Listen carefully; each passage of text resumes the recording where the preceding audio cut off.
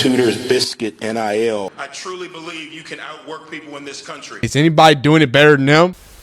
Mr. Charles Huff, of course, is officially the coach at Southern Miss, and just want to give a few updates. I made that video about a week or two ago about the whole huge mass exodus from Marshall over to Southern Miss, the craziness that the transfer portal has allowed, but more importantly, the type of man that Charles Huff is, that these young men would want to follow him to another school. Clearly something where Charles Huff is starting already to build a program, so we'll update you there. And there's a little bit of beef from the Marshall people. Obviously, they feel the type of way. We'll review the transfer portal, and then I'll read y'all's comments on my last video because I know a lot of y'all had a lot to say about the transfer portal in particular, but most importantly, just a few updates from Mr. Charles Huff. So just as of a few days ago, this is always important. We saw Bill Belichick's official introduction, but here is Mr. Charles Huff's introduction. And if you're enjoying these videos, you enjoy college football content coverage and everything else in between, please leave a like in this video if you like it, dislike if you don't like it, subscribe if you enjoy it.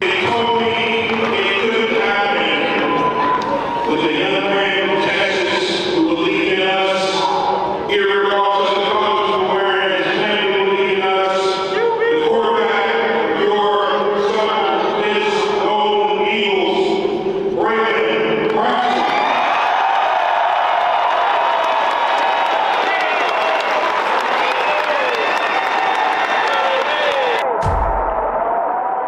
Hey man, so nothing crazy. Just introducing the Q there, introducing the peoples there. This is the man right there, Braylon Braxton. He did, of course, enter the transfer portal on the 20th, and of course found his spot on the 21st because he obviously we knew we were going. Play under Charles Huff at Marshall, now set to follow him to Southern Miss. Had 19 touchdown passes with just 2 interceptions this year, and also ran for 610 yards. An explosive guy that can do it in different ways. So just phenomenal to see. Shout out to these boys at Southern Miss. I mean, they're doing it the right way.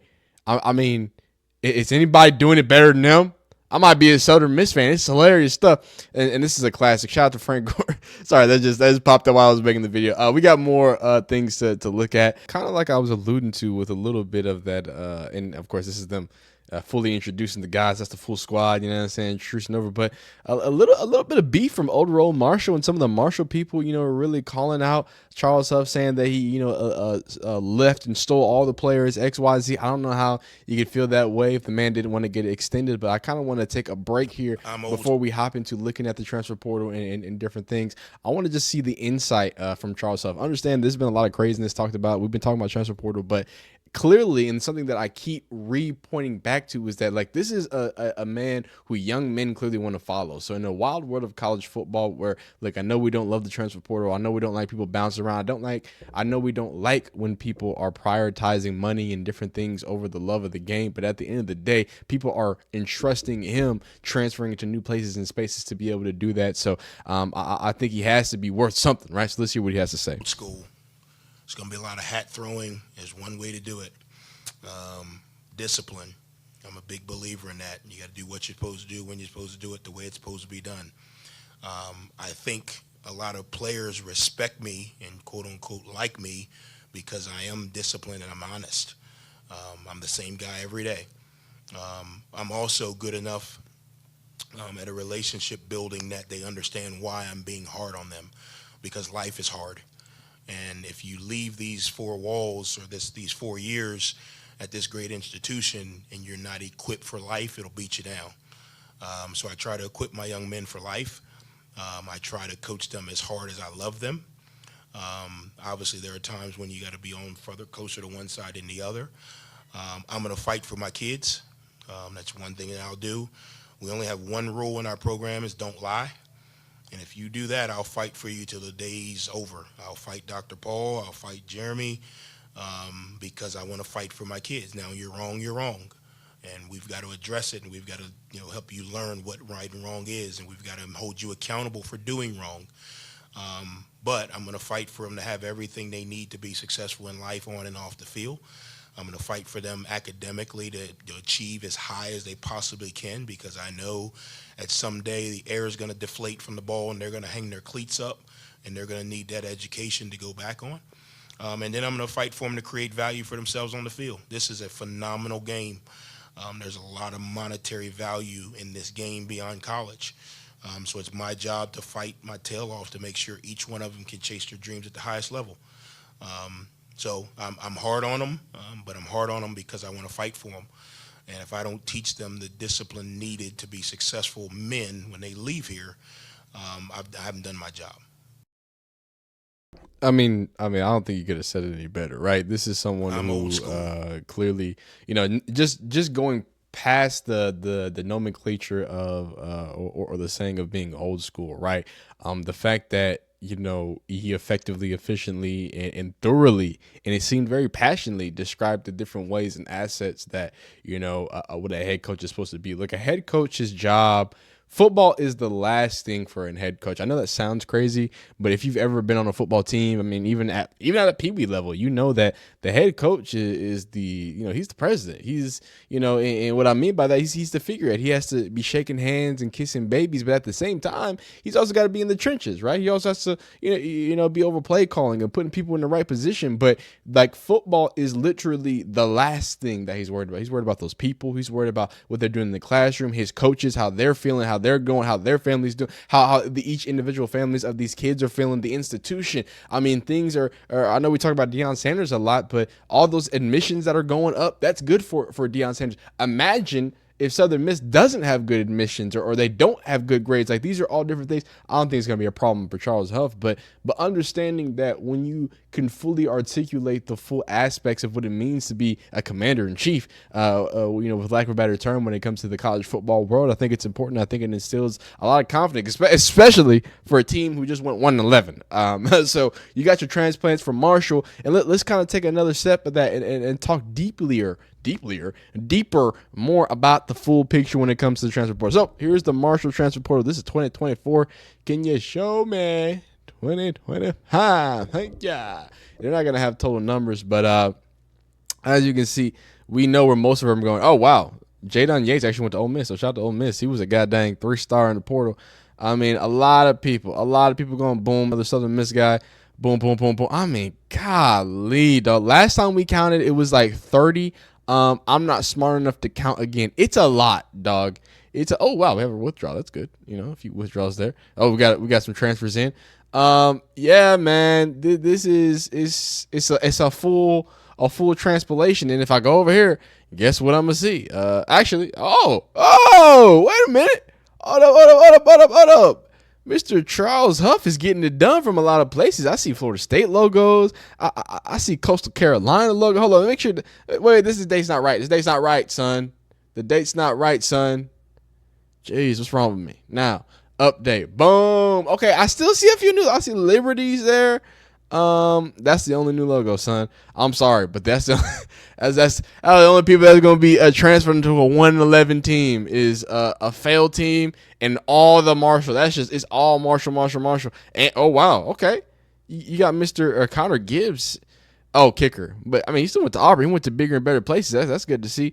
Southern Miss.